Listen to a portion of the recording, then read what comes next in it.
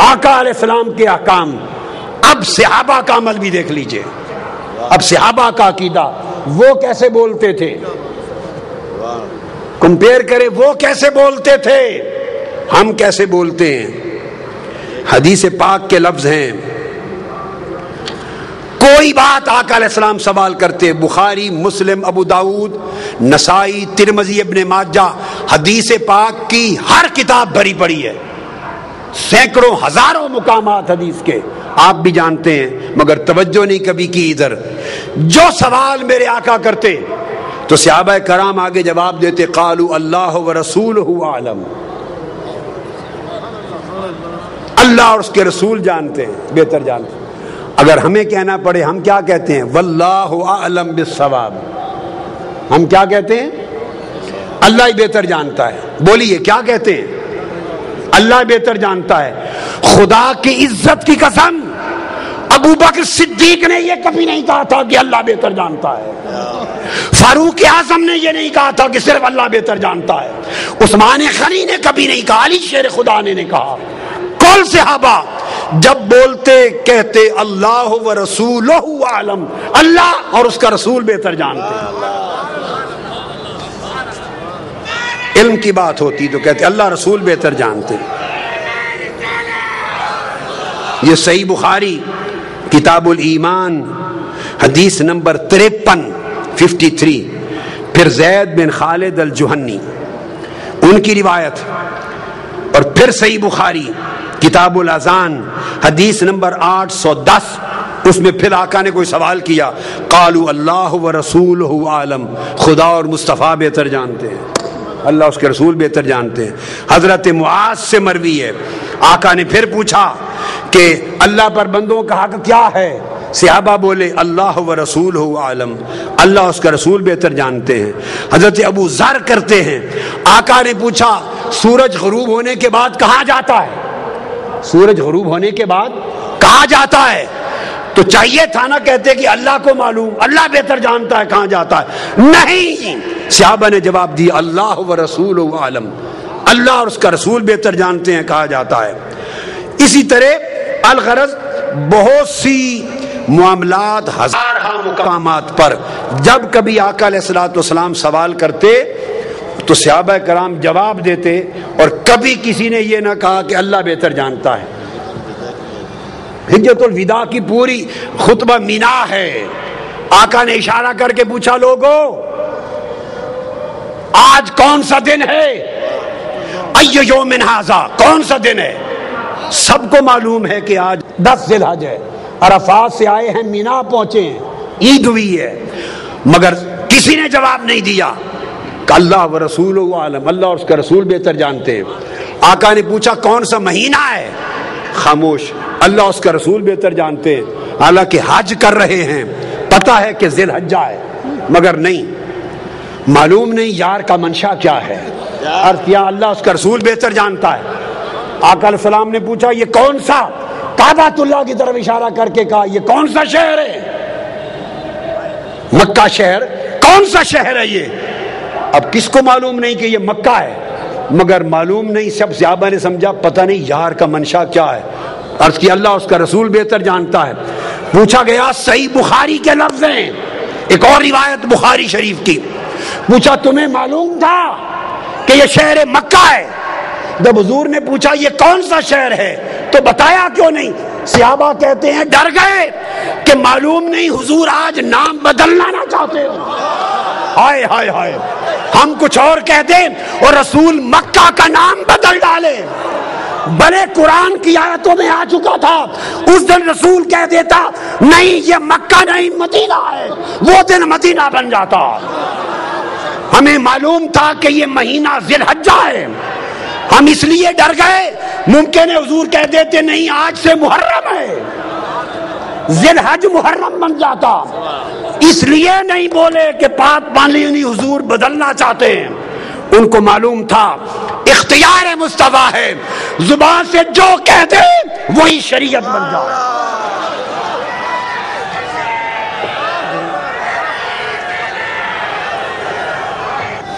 زبان سے جو کہہ دیں وہی شریعت بن جائے. تو ایک تو میں نے نکتہ سمجھا دیا عقیدہ شان رسالت کے باب میں لوگوں توحید اور رسالت کے تعلق کو سمجھو، پھوڑو نہیں، یہ پھوڑنے والے پھوڑنا چاہتے ہیں۔ اللہ نے ہمیشہ جوڑا ہے، اور صرف ایک شان مصطفیٰ کو نہیں دی، آقا کو خدا نہیں کہا، خالق و مالک نہیں کہا، معبود و الہ نہیں کہا، عبادت کا حق اپنے لیے خاص رکھا، الوہیت اور معبودیت خالقیت جو اس کی شان ہے اس کو چھوڑ کر کہا محبوب باقی ہر شے میں تو میرے ساتھ ہے، ہر شے میں میرے ساتھ ہے۔ لہذا یاد رکھ لیں، جس طرح عبادت میں رسول کو خدا سے میں شریک کرنا شرک ہے، عبادت میں رسول کو خدا کے ساتھ بولیے شریک کرنا، رسول کو خدا کے ساتھ ملانا عبادت میں شرک ہے، اسی طرح باقی سارے معاملات میں رسول کو خدا سے جدا کرنا کفر ہے، کفر ہے۔ عقیدے درست کر لو، عقیدے درست کر لو، شان رسالت آپ کو قرآن سے سمجھو، نہیں 4-5 رٹی ہوئی آیتیں دے کر سیاق و سباق سے ہٹا کر مصطفیٰ کی شان کو گھٹانے سے توحید نہیں بنتی، تنقیص بنتی ہے۔ حضور کی شان اقدس اور عقیدہ رسالت کا ایک باب اور ہے، وہ یہ کہ آج ہم میں سے کئی لوگ ہم میں اس بات سے بھی گھبراتے ہیں کہ حضور کو وسیلہ بنانا چاہیے یا نہیں۔ آقا اپنی پیدائش سے پہلے بھی پوری کائنات کا وسیلہ تھے، ولادت کے بعد بھی ساری کائنات کا وسیلہ ہے، اور وفات کے بعد بھی قیامت تک حضور ساری کائنات کا وسیلہ ہے۔ آپ سمجھے میری بات؟ اور یہ خیال کہ توسل کا کوئی بیان نہیں ہے عقیدہ دین میں اور توحید میں، یہ بھی انکار۔ وسیلہ کا لفظ کسی نے نہیں کہا، خود وسیلہ کا لفظ قرآن نے دیا ہے، اور ارشاد فرمایا گیا یا ایھا الذین آمنوا اتقوا اللہ وابتغوا الیہ الوسیلہ وجاہدوا فی سبیلہ لعلکم تفلحون۔ ایمان والو اللہ سے ڈرو اور اللہ کا قرب پانے کے لیے اس تک کوئی وسیلہ تلاش کرو۔ سورہ مائدہ آیت نمبر 35، پھر اللہ پاک نے فرمایا اولئک الذین یدعون یبتغون الی ربہم الوسیلہ ایہم اقرب ویرجون رحمتہ۔ یہ لوگ جو پوجا کرتے عبادت کرتے ہیں، کچھ لوگ ملائکہ کی فرشتوں کی پوجا کرتے ہیں، کچھ لوگ جنات کی کرتے تھے، کچھ لوگ حضرت عیسیٰ کی، کچھ حضرت عزیر کی، کچھ ان کے بت بنا کے پوجا کرتے۔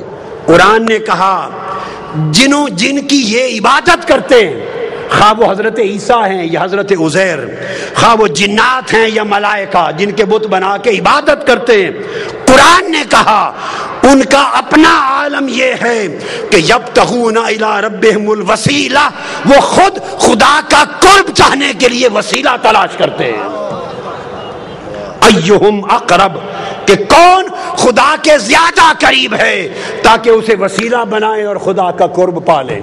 تو قرآن مجید نے اللہ کے مقرب بندوں کو وسیلہ بنانا قرآن نے نص کے ذریعے واجب بنا دیا۔ ارے وسیلے کو عقیدہ توحید کے خلاف سمجھنا یہ قرآن کا انکار اور شریعت قرآنی کی سے جہالت۔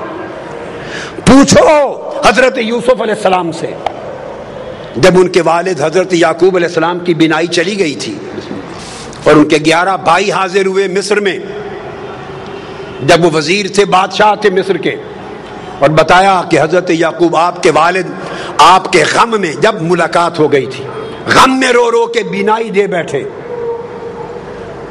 اب قرآن کہتا ہے جب پتہ چل گیا کہ بینائی چلی گئی تو کیا کرتے؟ یوسف علیہ السلام ہاتھ اٹھا کے دعا کرتے، عرض کرتے باری تعالیٰ میرے والد حضرت یعقوب کی بینائی لوٹا دے۔ آج صرف یہی طریقہ بتایا جاتا ہے نا، صرف یہ۔ تو یوسف علیہ السلام نے یہ کام نہیں کیا، کر سکتے تھے؟ اللہ کے پیغمبر سے بہتر توحید کو کون جانتا ہے؟ کرتے باری تعالیٰ میرے باپ یعقوب کو بینائی دے دے۔ حضرت یعقوب علیہ السلام خود نبی ہیں، خود نبی، وہ خود دعا کرتے مولا مجھے بینائی دے دے۔ نہ حضرت یعقوب نے خود براہ راست دعا کی، نہ حضرت یوسف علیہ السلام نے کی۔ تو کیا کیا؟ جب پتا چلا کہ بینائی چلی گئی، اپنا قمیض اتار کے دے دیا۔ قمیض اتار کر قرآن کہتا ہے اذهبوا بقمیصی ھذا فالقوه علی وجه ابیات بصیرا فلما ان جاء البشیر فالقاه علی وجهه فارتد بصیرا۔ اپنا قمیض اتارا جو حضرت ابراہیم علیہ السلام کے وقت سے ان کے پاس چلا آتا تھا، اتار کے قمیض دیا اور کہا یہ میرا قمیض میرے والد حضرت یعقوب کے چہرے آنکھوں پہ رکھنا، اس کے وسیلے سے بینائی آ جائے گی۔ قرآن بول رہا ہوں، پر وہ قرآن بتاتا ہے کہ جب وہ قمیض لے کے بھائی آیا، حضرت یعقوب کے چہرے پہ رکھا، حضرت یوسف کے قمیض کے وسیلے سے بینائی لوٹ آئی۔ اب وسیلے کا انکار کرنا دو پیغمبروں کی سنت کا انکار ہے اور قرآن مجید کی نص کا انکار ہے۔ یہ کیسی جاہلانہ توحید ہے جو تمہیں وسیلے سے دور لے جا رہی ہے۔ ارے وسیلہ مصطفیٰ کے بغیر تو آپ کے ہمارے باپ حضرت آدم کی توبہ بھی قبول نہ ہوتی۔ آقا علیہ السلام کی اپنی سنت دیکھیے کیا ہے، اپنی سنت آقا علیہ السلام کی، کہ حضور خود بھی وسیلے سے دعا کرتے۔ سبحان اللہ۔ میں آپ کو حدیث دے رہا ہوں، اور یہ حدیث دے رہا ہوں، آج تک کسی محدث نے آقا کی اس دعا کی روایت کو رد نہیں کیا، رد نہیں کیا۔ اور وہ دعا کیا ہے کہ سیدنا علی المرتضیٰ کرم اللہ وجہ الکریم کی والدہ ماجدہ جب وفات پا گئی، حضرت فاطمہ بنت اسد بن ہاشم آقا علیہ السلام کی چچی تھی، پالا تھا، پیار کیا تھا، وفات ہو گئی جب تو آقا کو بڑا غم تھا۔ ان کی قبر کھودی، مولا علی المرتضیٰ کی والدہ حضرت فاطمہ بنت اسد جب قبر کھودی تو آقا علیہ السلام خود قبر میں لیٹ گئے، پھر ان کو لحد میں اتارا گیا۔ لحد میں اتار کر جب اتار چکے تو آقا علیہ السلام نے خود قبر پہ کھڑے ہو کے دعا کی۔ اب جو دعائے مصطفیٰ حضرت فاطمہ بنت اسد ام علی مرتضیٰ کی قبر پر آقا نے کی ہے، وہ دعا سنیے۔ اس کے بعد وسیلہ مصطفیٰ کا انکار کرنا، اس کو چاہیے کہ دین اسلام چھوڑ دے، وہ بے ایمان۔ کسی محدث نے اس کو رد نہیں کیا۔ آپ نے دعا کی، اور دعا کی اللہم اللذی اللہ الذی یحیی و یمیت وہو حی لا یموت اغفر لأمی فاطمہ بنت اسد ولقنہا حجتہا۔ اے اللہ جو زندہ اور سلامت ہے اور قائم و دائم ہے، جو فوت نہیں ہوتا، میری ماں فاطمہ بن اسد کی بخشش فرما، اس کو اس کے کلمہ کی تلقین فرما، اور آگے وَوَسِّعْ عَلَيْهَا مَدْخَلَهَا، اس کی قبر کو اس پر وسیع کر دے، بے حق کے نبیے کا، تجھے تیرے نبی محمد مصطفیٰ کا وسیلہ۔ آقا علیہ السلام دعا کر رہے ہیں،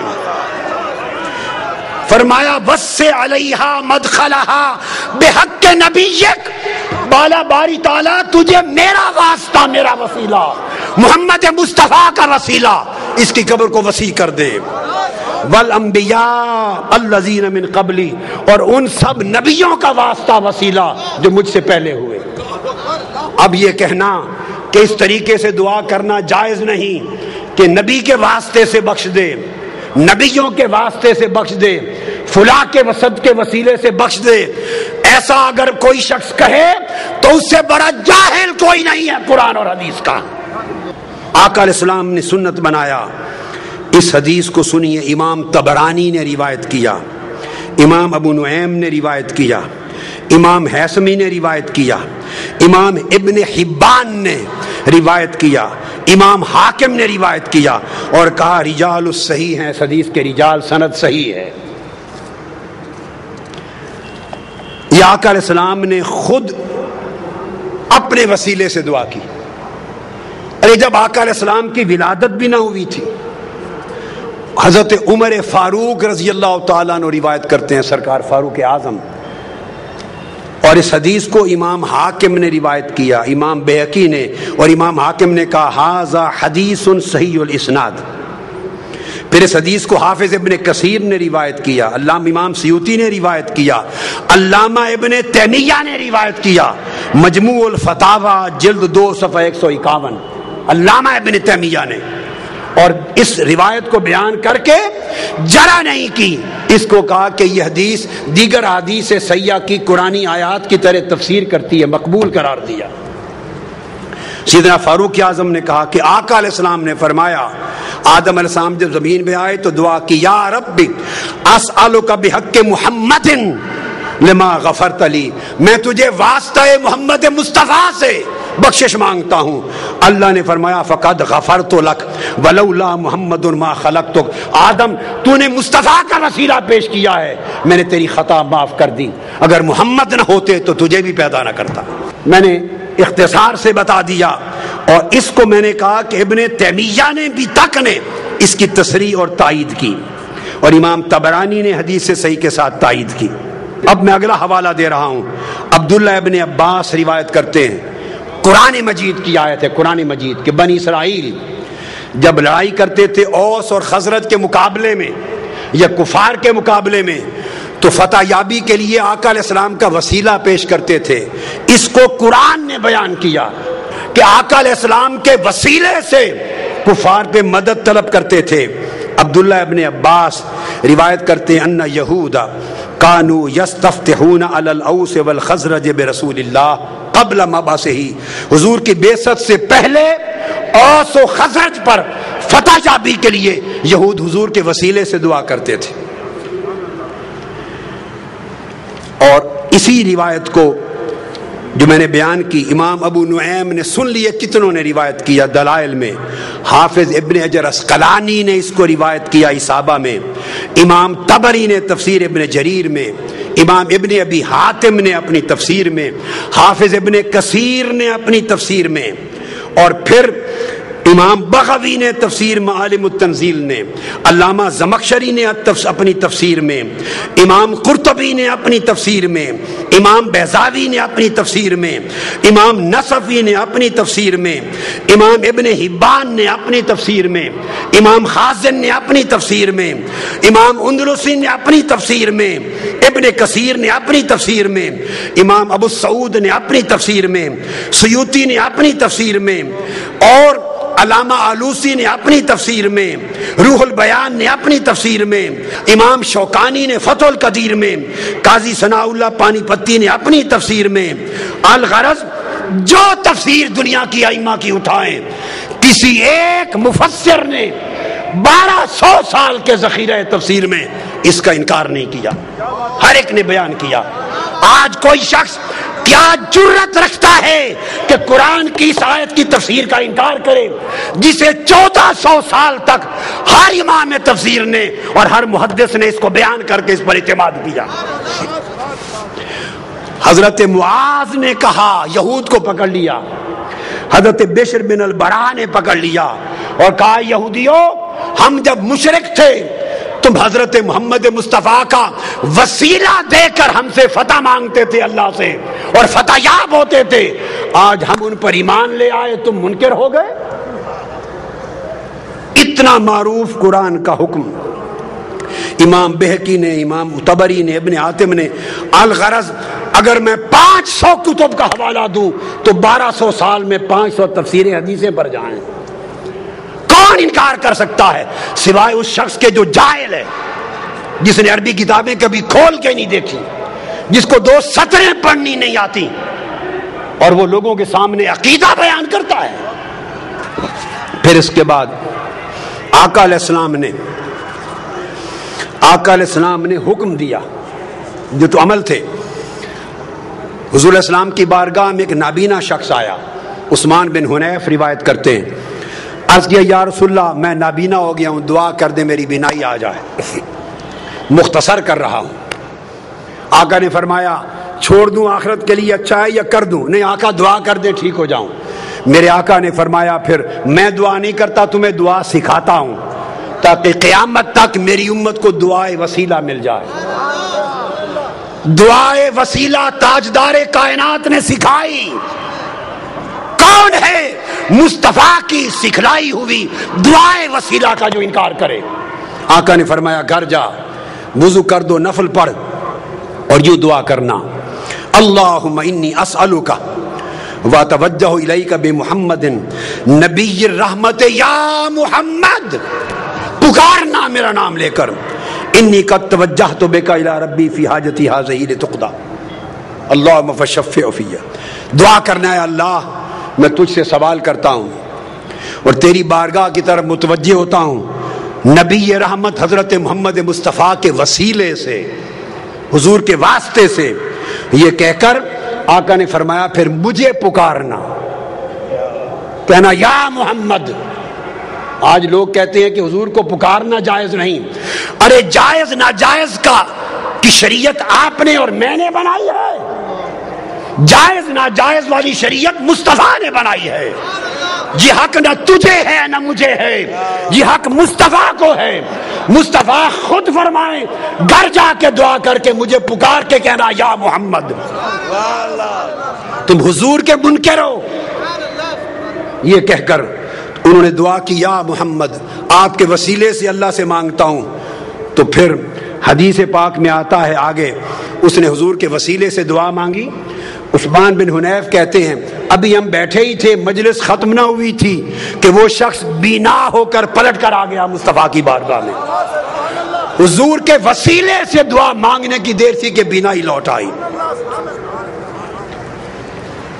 یہ حضور کی حیات پاک تھی۔ اب بعض لوگ یہ کہتے ہیں کہ وفات کے بعد حضور کو نہیں پکارنا چاہیے، اور وفات کے بعد آج حضور سے نہیں مانگنا چاہیے، وفات کے بعد حضور کا کوئی وسیلہ نہیں۔ ارے خدا کے بندو، اپنے من گھڑت دین کو لوگوں کو بیان کر کے گمراہ نہ کرو، وہ دین بیان کرو جو مصطفیٰ نے سکھایا ہے۔ اب یہی حدیث امام طبرانی روایت کرتے ہیں اور امام بیہقی روایت کرتے ہیں، امام منذری روایت کرتے ہیں اور لکھتے ہیں ھذا الحدیث حدیث صحیح۔ کوئی یہ نہ کہے کہ حدیث ضعیف دے رہا ہوں، ائمہ نے حدیث کو صحیح لکھا۔ کہتے ہیں وہی شخص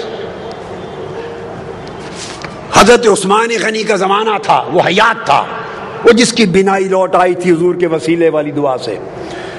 ایک اور شخص تھا، اس کو کوئی کام تھا سیدنا عثمان غنی کے بعد، وہ بار بار جاتا، دروازے کے بواب اسے ملنے نہ دیتے، اس کی حاجت پوری نہ ہوتی، وہ پریشان ہو گیا۔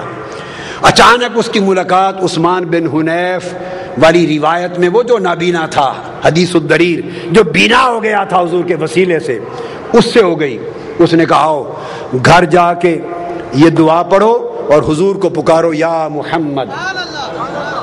آقا علیہ السلام کا دور گزر گیا، سیدنا عثمان غنی کا زمانہ ہے۔ اس نے پھر دعائے وسیلہ پڑھی، یا محمد پکارا، پکار کے پلٹا، سیدنا عثمان غنی کے دروازے پر گیا ہی تھا، جو بواب اسے کھڑا نہیں ہونے دیتا تھا، اس نے بازو پکڑا اور عثمان غنی کی کرسی کے ساتھ جا کے بٹھا لیا، وہیں اس کا کام ہو گیا۔ اور محدثین فرماتے ہیں کہ اس سے ثابت ہوا کہ قیامت تک جب حاجت ہو تو وسیلہ مصطفیٰ کی ان کلمات کے ساتھ دعا کی جائے۔